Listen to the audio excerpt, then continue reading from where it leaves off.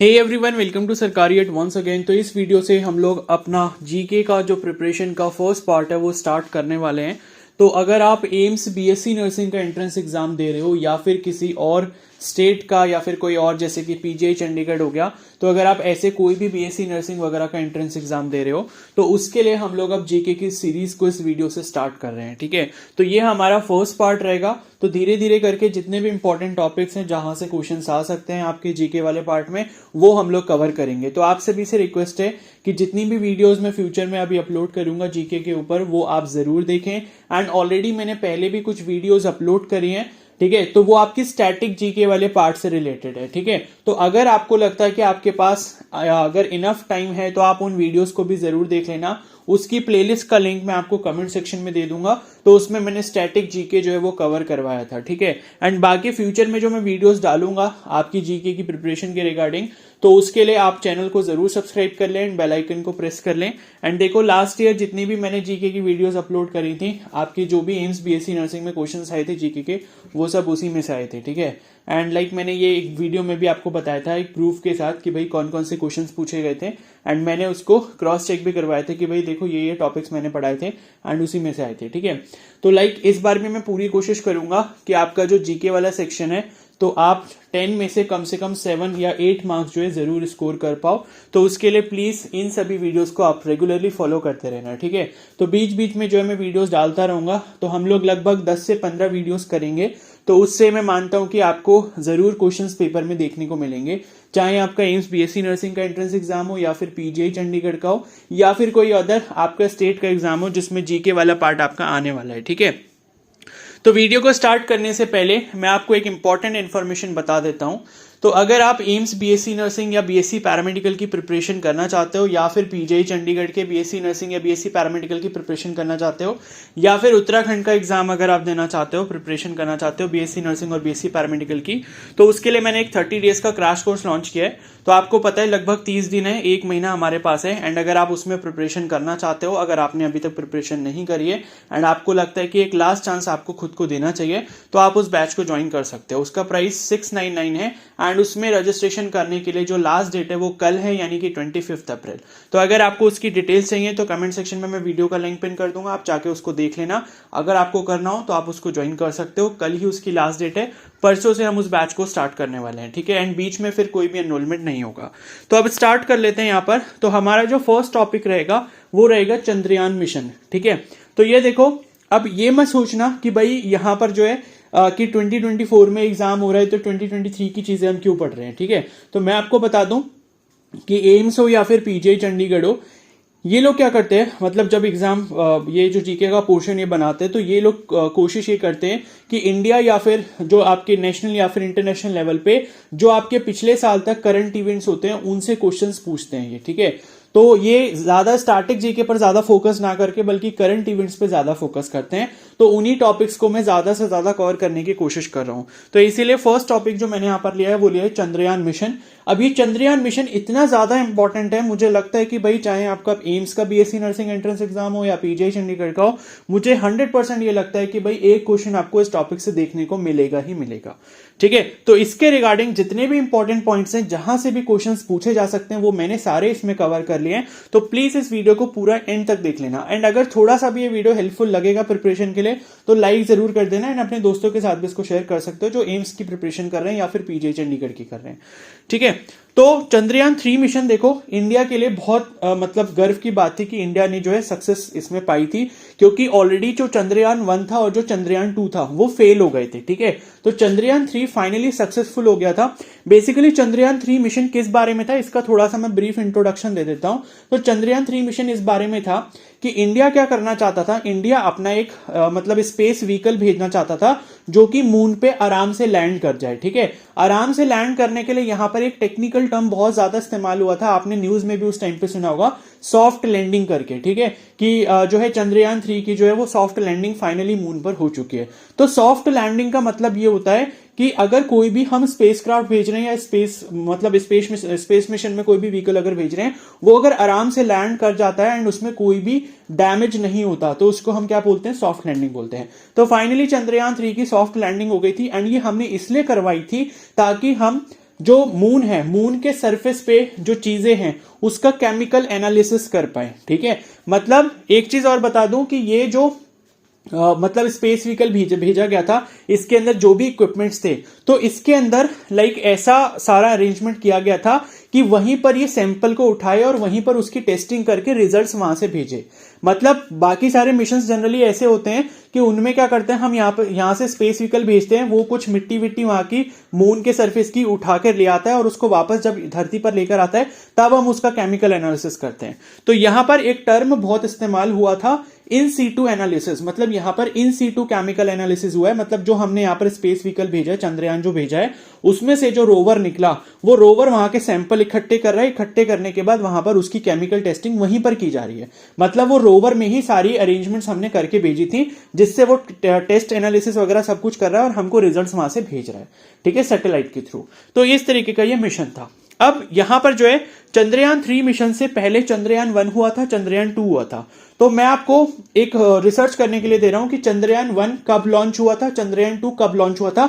यह क्वेश्चन भी पूछा जा सकता है, तो इसका आंसर आप मुझे कमेंट सेक्शन में बताओगे। आप गूगल पे सर्च कर सकते हो, ये मैंने इसलिए दिया है ताकि आप खुद से भी थोड़े से एफर्ट्स करो।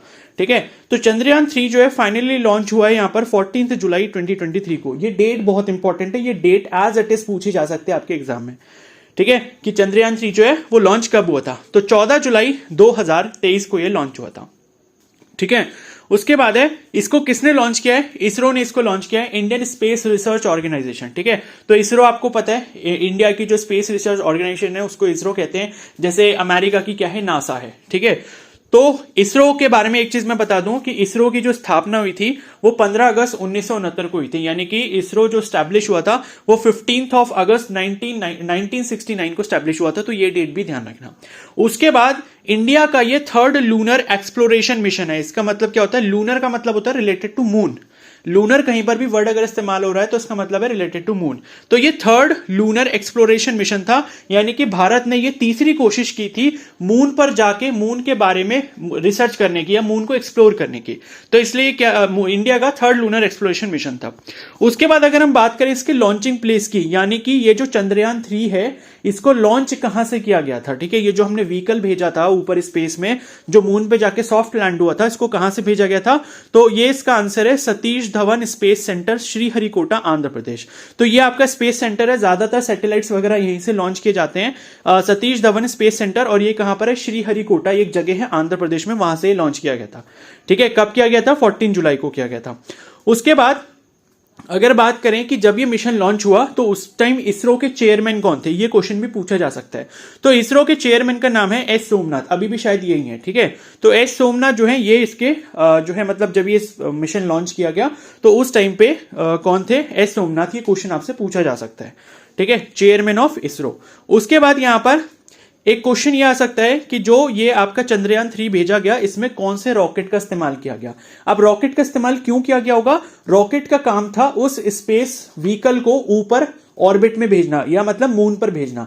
तो मून पर भेजने के लिए यहां से जो रॉकेट का इस्तेमाल किया गया था, उस रॉकेट का नाम था LVM-3। ये आपको नाम याद रखना पड़ेगा। ठीक है, तो LVM-3 इसका नाम है, पूरा नाम इसका LVM-3M4 है।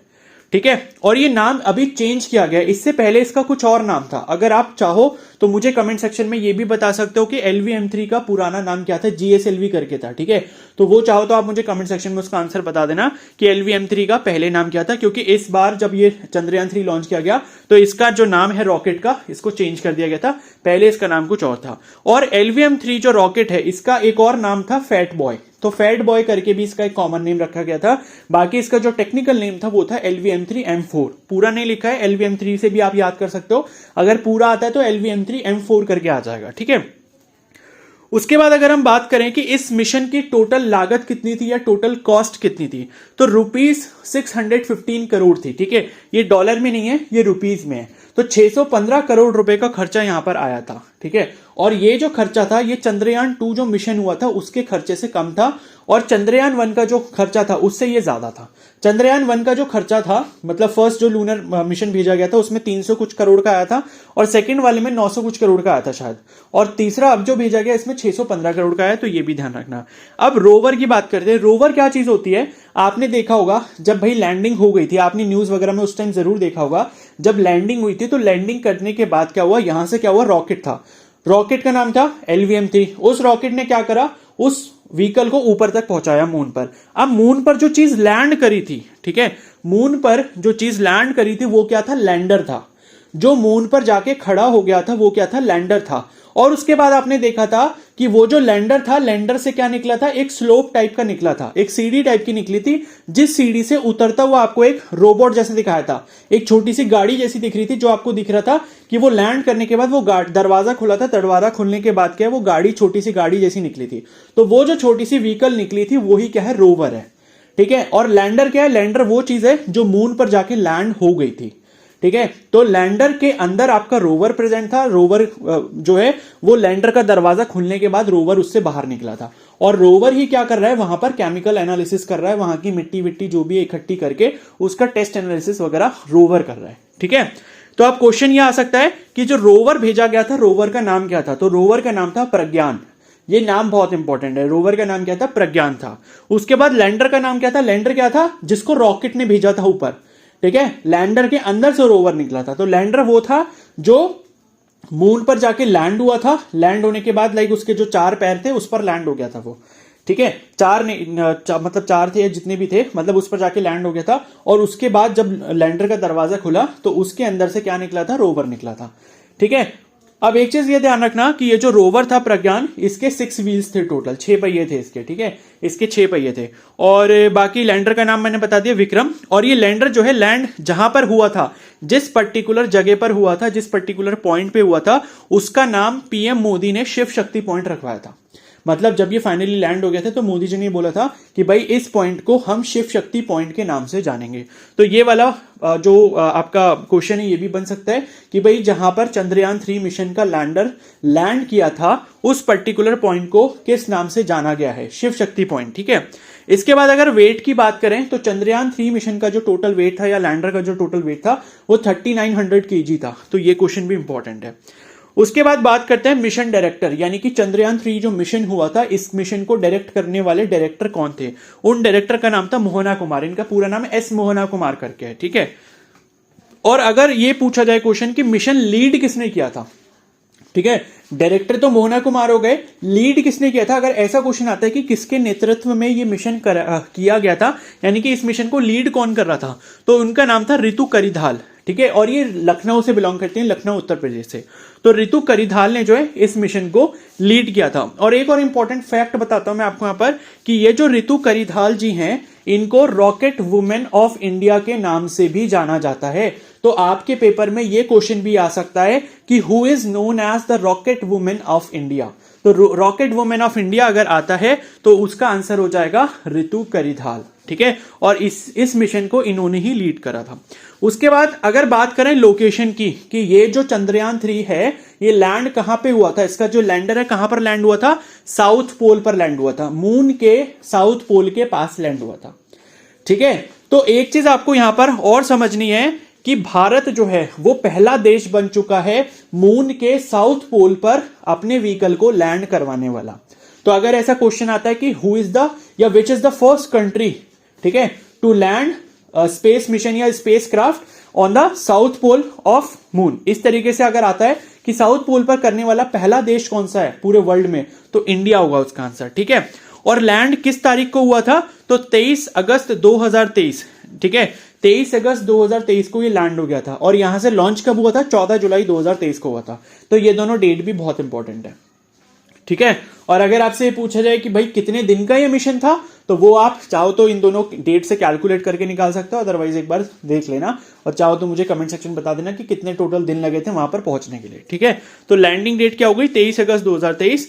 और PM मोदी ने यह घोषणा भी की थी जब ये चीज पहुंच गई थी, वहां पे लैंड हो गया था चंद्रयान 3 मिशन, तो PM मोदी ने यह बोला था कि 23 अगस्त 2023 जो है अब इस साल से नेशनल स्पेस डे के तौर पर मनाया जाएगा। तो ये वाला डे भी बहुत बहुत बहुत ज्यादा इंपॉर्टेंट है, क्योंकि ये दिन जो है, इस दिन की शुरुआत पिछले ही साल से हुई है। और क्यों हुई है, क्योंकि चंद्रयान 3 मिशन इस दिन क्या हुआ, मतलब वहां पर आपका लैंड हुआ है, ठीक है। तो अगर आपसे क्वेश्चन पूछा जाता है तो कि नेशनल स्पेस डे कब मनाया जाता है, तो 23 अगस्त 2023, बहुत इंपॉर्टेंट क्वेश्चन है। उसके बाद है नेक्स्ट यहां पर मतलब इंडिया ने जो स्पेसक्राफ्ट भेजा है, मतलब फाइनली जो सॉफ्ट लैंडिंग करवाई है, उससे पहले किन किन देशों ने ऑलरेडी सॉफ्ट लैंडिंग करवाई हुई है, ठीक है। तो पहला है यूएसए, दूसरा है यूएसएसआर, यूएसएसआर मतलब रशिया की बात हो रही है, सोवियत यूनियन और रशिया की बात हो रही है, ठीक है। और उसके बाद है चाइना, और उसके बाद चौथे नंबर पे इंडिया।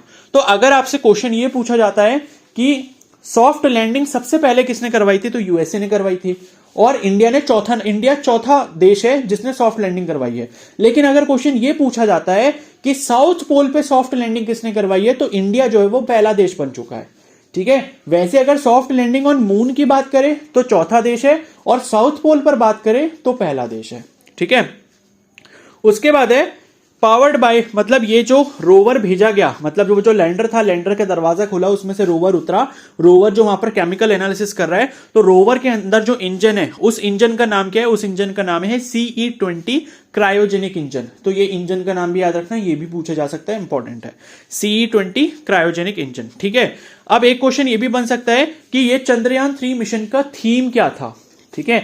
थीम का मतलब आप ऐसा समझ सकते हो कि उद्देश्य क्या था, या मतलब ऐसा, तो थीम क्या था, तो थीम था इसका साइंस ऑफ द मून। तो ये भी इंपॉर्टेंट क्वेश्चन है। तो चंद्रयान 3 मिशन का थीम क्या था, साइंस ऑफ द मून इसका थीम था। और एक और इंपॉर्टेंट क्वेश्चन है, आपसे ये क्वेश्चन पूछा जा सकता है कि मून मैन ऑफ इंडिया किसे कहा जाता है, तो moon man of India Mylswamy Annadurai को कहा जाता है, और ये इस मिशन के प्रोजेक्ट डायरेक्टर थे, ठीक है। तो ये फैक्ट भी बता दिया मैंने आपको, ये कौन थे, ये इस मिशन के प्रोजेक्ट डायरेक्टर थे, मयलसामी अन्नादुराई, ये आप नाम याद कर सकते हो, ठीक है। तो इतने ही इंपॉर्टेंट यहां पर क्वेश्चंस हैं जो मुझे यहां पर मिले थे। मैंने सारे फैक्ट्स को कलेक्ट करने की कोशिश करी जो जो आपके एग्जाम में चंद्रयान 3 से रिलेटेड पूछे जा सकते हैं। अब मुझे नहीं लगता कि इसके बाहर चंद्रयान 3 से आपसे कुछ भी पूछा जाएगा, बट मैं ये मतलब मेक श्योर करता हूं कि मुझे ऐसा लगता है कि भाई चंद्रयान 3 से एक क्वेश्चन आपको 100% देखने को मिलेगा ही मिलेगा। तो ये सारे पॉइंट्स अगर चंद्रयान 3 के आप याद कर लेते हो, तो चंद्रयान 3 से अगर कोई भी क्वेश्चन आ जाएगा तो वो आप बिल्कुल भी छोड़कर नहीं आओगे, और बिल्कुल सही सही आप आंसर अटेम्प्ट करके आओगे, ठीक है। तो अब इस वीडियो को यहीं पर एंड करते हैं। आई होप आपको ये वीडियो पसंद आई होगी। बहुत अच्छे से मैंने एक्सप्लेन करने की कोशिश करी है, और जितने भी इंपॉर्टेंट पॉइंट्स हैं वो मैंने सारे कवर करे हैं।